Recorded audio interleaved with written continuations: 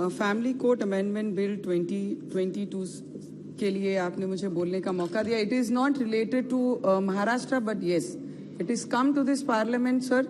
So we would like to speak on this कि जो भी फैमिली कोर्ट्स में होते हैं तो सबसे पहले हमें इस पे जरूर गौर करना चाहिए. जो फैमिली कोर्ट्स की बिल्डिंग होती है इसे सेपरेट करना बहुत जरूरी है.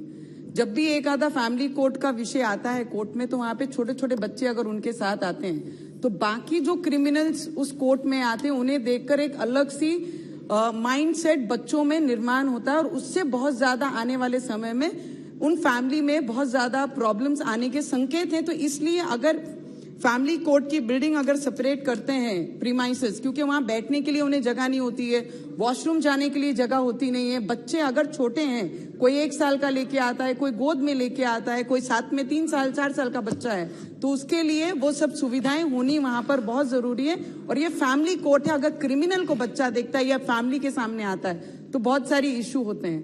अभी हमारे एक सीनियर लीडर ने कहा कि यहाँ पर ये पार्टी थी करके ये आज देश में इतनी जो डाइवोर्स के केसेस हमारे देश में आ रहे, किसी के भी जिंदगी में किसी भी परिवार में ऐसा पीड़ित विषय होना नहीं चाहिए, क्योंकि हमारी संस्कृति इस देश की कुछ और सिखाती है. सतियों के देश में रहने वाले हम महिलाएं हैं. यहाँ पर सती होती थी महिलाएं, ऐसे देश में हमने रही और हमारी संस्कृति भी यही सिखाती है कि आखिरी क्षण तक हम आधी रोटी चटनी खाकर हम उस परिवार में रहें, उस जीवन साथी के साथ रहें, पर वो हर चीज में हमने उस परिवार का साथ नहीं छोड़ना चाहिए. ये संस्कृति हमें सिखाती है और वो हम करते भी हैं.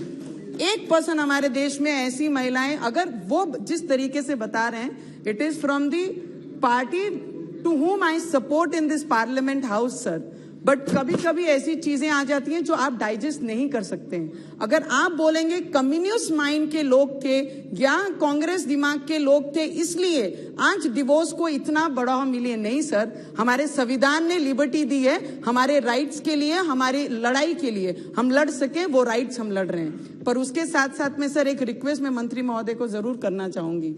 सर काउंसिलिंग जो सेंटर्स बनाए हैं हर डिस्ट्रिक्ट में कोर्ट में जाने से पहला, उसमें जो पीड़ा महिलाओं को होती है, कोई माने नहीं माने सर, हम बोलते हैं हम बोलने के लिए बहुत स्ट्रांग है, हम लड़ सकते हैं, हम अपनी मजबूती से लड़ भी रहे हैं. पर अगर आप बात करें जब डिवोर्स की बात आती है, कोर्ट में जाने की बात आती है, जब परिवार साथ छोड़ देता है, अपना खुद की माँ, पेरेंट्स, अपने भाई, अपना परिवार आपकी साथ छोड़ देता है, जब कोर्ट में लड़ने की बात आती है, उस समय सच्ची पीड़ा उस महिला को पता लगती है कि कोर्ट में मैं किस तरीके से जाऊंगी, जिसने कोर्ट का नाम सपने में भी नहीं सुना, जिसने काउंसलिंग सेंटर का नाम नहीं सुना.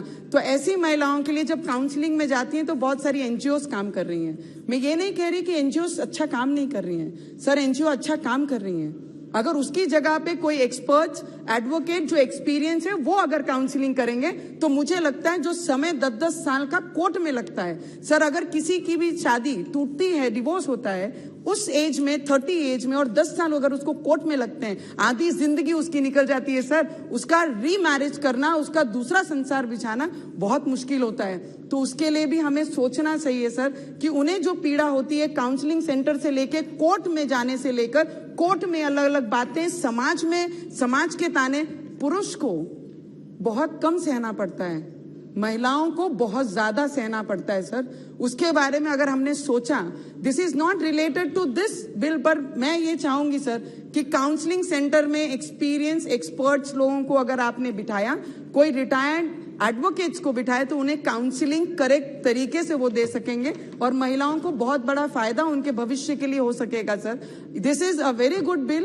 It belongs to Nagaland, Himachal Pradesh, but sir yes, female from whole India ये आपको देख रही है कि इसके ऊपर भी बहुत सारी चर्चा आनी चाहिए.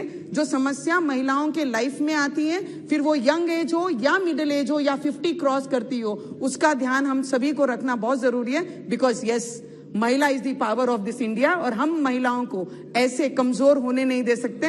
उसका साथ मैं आपसे जरूर विनती करूंगी कि ऐसे केसेस में उनके साथ में भी कोई भी खराब ट्रीटमेंट काउंसलिंग सेंटर से लेके कोर्ट में ना हो सर. इतनी रिक्वेस्ट मैं आपसे जरूर करूंगी and I support this bill. Thank you so much. Thank you. Shri Suresh पुजारी. धन्यवाद अध्यक्ष महोदय. मैं ये बिल के समर्थन में बोलने के लिए खड़ा हुआ हूं. और बहुत सारा उम्मीद लेके हम लोग पार्लियामेंट में आए हैं